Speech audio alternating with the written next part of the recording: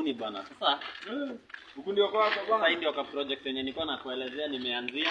Mzee alinipea kashamba bana. Mzee? Mzee amenipea shamba. So nikaona acha nianze hapa kujipanga polepole at least. Mimi nikuwe niko mahali bana. Ndio hii maisha lazima ukue unajipanga. Sasa ndio nataka kuanzia hii. Hapa nimeanza kulealea kitungurue kiasi. Maisha tu unajipanga tu polepole. Yaani shamba yote ni mzee wako amekupea. Hii shamba ni yangu. Sasa hivi tunataka kuweka tu rentals. Mimi naishi pale, nimejenga hapo. Bana. Zile ndo zako zinakapoza pesa.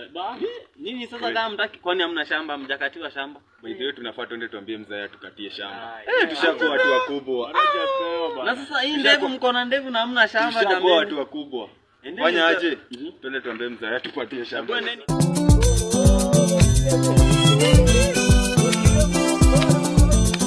Mimi nakwambia huyu boys amejipanga huyo.